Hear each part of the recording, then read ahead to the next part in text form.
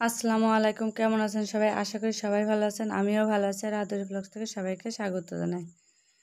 তো এই ভিডিওটা আজ থেকে 15 দিন আগে করা। এটা আমার শাশুড়ি মা।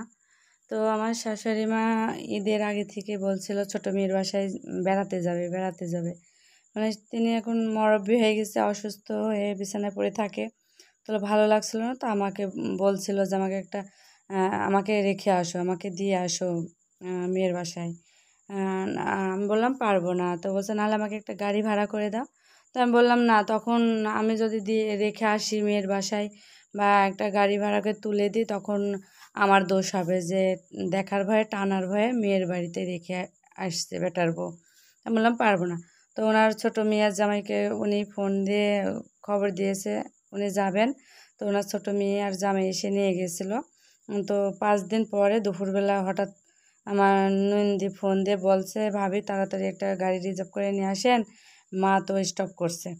তো আমি যে মামাকে ডাকছি, আমি বলছি বলেন তো আমি কে। তো বলছে তুমি আমার বড় বেটার বউ। তো আমার ছেলেকে নূর নূর করে ডাকছিল। তো আমি বললাম যে না, ব্রেন স্ট্রোক করিনি। তো ওই মুহূর্তে আমরা কুষ্টা সোনো টাওয়ারে নিয়ে চলে আসছি। তো এটা ওনার এই যে সামনে সাদা গেঞ্জি গায়ে ওনার মেজো মেয়ের ছেলে, নাতি ছেলে।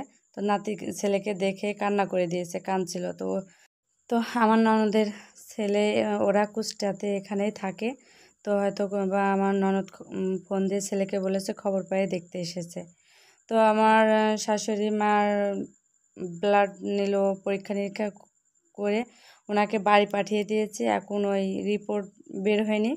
তো রিপোর্ট হাতে পেলে তারপর আমরা ওষুধ কিনে নিয়ে বাড়ি যাব।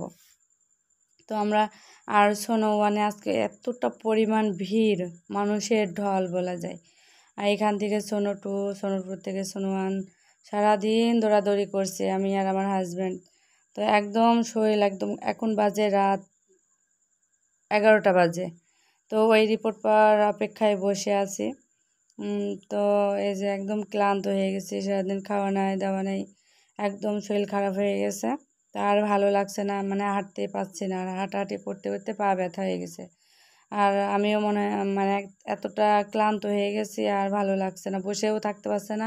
পিঠে প্রচণ্ড যন্ত্রণা করছে, সারাদিন হাঁটাহাঁটি করেছি, বসলে পিঠে যন্ত্রণা শুরু হয়ে যাচ্ছে। হ্যাঁ, তো এই যে বসে আছি, আমার বাবুরও চোখ টোক বসে গেছে দেখুন। আর এই যে এখানে তো রাত 11:30 বাজে আবার এখানে আসলাম। তো দেখুন দু একটা মানুষ আছে, ওরা শুধু মানে রোগীর লোক, এই রিপোর্ট বের হওয়ার আশায় বসে আছে, রিপোর্ট হাতে পেয়ে তারপরে ওষুধ কিনে বাড়ি যাবে। সবারই একই রকম অবস্থা। আর সব খালি দেখছেন, চেয়ার টেয়ার সব খালি, মানে মানুষ নেই বলতেই চলে। মানে এই যে প্রতিষ্ঠান, ক্লিনিক, হাসপাতালে মানে কোনো মানুষ নেই, রোগীর মানুষ দু একটা মানুষ ছাড়া। তো আমার বাবু সারাদিন ওরকম করছে, বাড়িতে রেখে আসবো, কেউ নেই ওকে, মানে দেখে রাখার লোক না। আর কারো কাছে রেখে আসলেও না, আমার মনে কাছে মানে খুঁতখুত করে কি হবে, মানে রাস্তায় যাবে, কারেন্ট হাত দেবে, এরকম আর কি ভয় লাগে। ছোট মানুষ তো সাথে করে নিয়ে এসেছে, আর সেই দায়িত্ববান লোক সেরকম নিয়ে রাখার। তো আমার শাশুড়ির মানে উনি আর খাওয়া দাওয়া তেমন একটা খাওয়া দাওয়া করে না, একদম অল্প অল্প ভাত খায়। আর ওনার গায়ে রক্ত শর্ট হয়ে গেছে, উনি কবুতরের মাংস খায় না, ছোটো কচি মুরগির মাংস খাবেন না, ঘৃণা করে, এগুলো খায় না। আবার হার্টের সমস্যা, ডিম খায় না, দুধ খায় না, সব নিষেধ। তো ভালোই রক্ত শর্ট হয়ে গেছে, ওই জন্য অসুস্থ হয়ে পড়েছে। তো এখন বাজে রাত 12:30। তো আমরা আসলাম ফার্মেসিতে ওষুধ কিনতে, দোকানপাট সবই বন্ধ, লোকজনও নেই। আর আমার শাশুড়ি মায়ের জন্য সবাই দোয়া করবেন যেন তাড়াতাড়ি সুস্থ হয়ে যায়। আর আমরা বাড়ি পৌঁছাতে পৌঁছাতে রাত 1টায় পৌঁছাইছি।